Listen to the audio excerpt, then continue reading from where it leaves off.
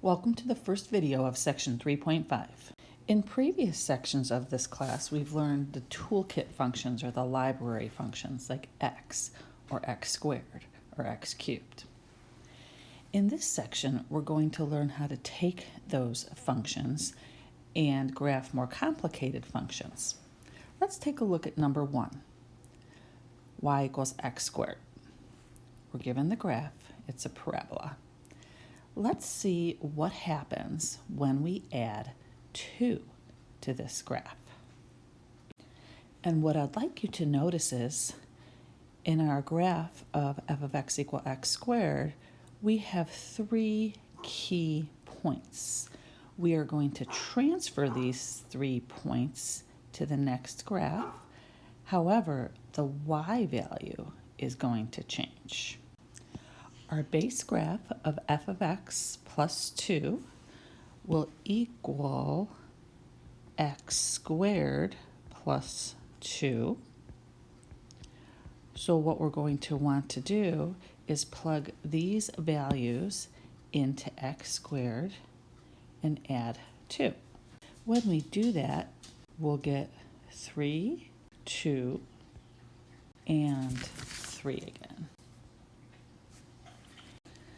From here, we'll plot these points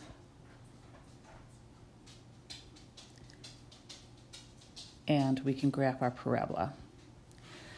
Take a look at what happened to our parabola when we added 2.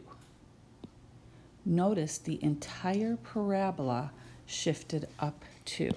In other words, these 3 key points in the first graph, they were moved up 2 places. Let's see if that occurs in the next function.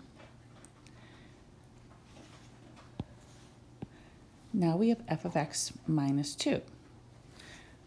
So our function will be x squared minus 2.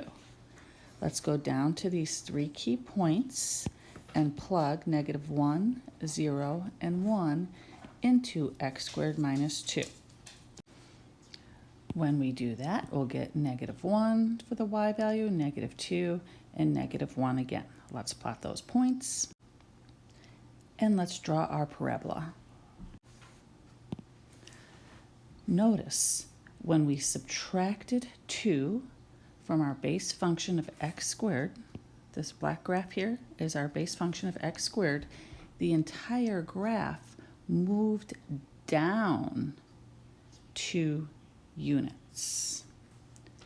So this is going to tell us whenever we add or subtract to the outside of our function, meaning not inside the parentheses like this function or like this function, but when we're adding a number or subtracting outside the function, our graph is going to shift upward or downward. When we added 2, the graph shifted upward.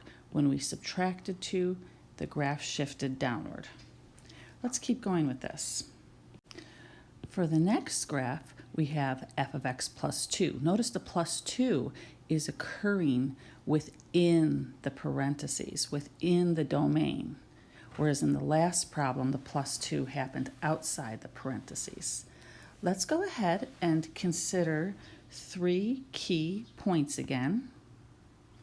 And these points can usually be whatever you like, but I'm using the ones given here. And let's plug these x values into our function.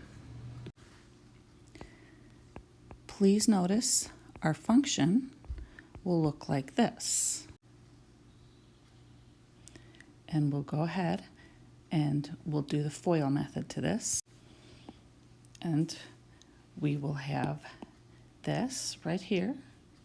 And now let's take our x values, plug them into this function, and find 3 points. I went ahead and found my 3 points. Now I'm going to graph them. And we have our 3 points. And here's our graph. Now notice what happened to our graph. Our original parabola looked like this. But if you notice, now our graph shifted 2 places to the left. So when we add a number within the parentheses, our graph is going to shift that many units in the opposite direction. We added 2 inside our parentheses here, which means the graph shifted not +2, but we have to go the opposite direction, 2 places to the left.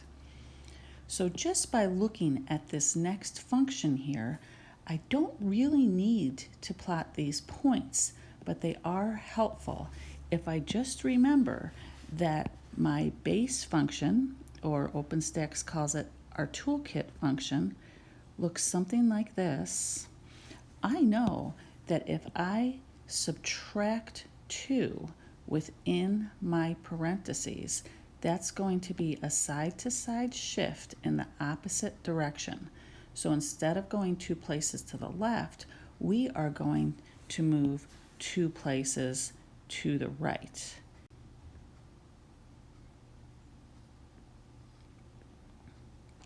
And it will look something like this. And if we like, we can still double check those points to see if they truly fell on the graph. And they do. So let's take a look here at this box that talks about our vertical and horizontal shift graphs. Notice the first 2 problems, when we added a constant outside of the function, those shifted our graph up and down. However, when we added or subtracted a constant inside the parentheses, that shifted our graph left and right, but in the opposite direction. If we said plus, we had to go to the left. If we said negative, we had to go to the right. So plugging in these points, they're helpful, but it's unnecessary if you can remember these vertical and horizontal shifts right here. That concludes the first video to section 3.5.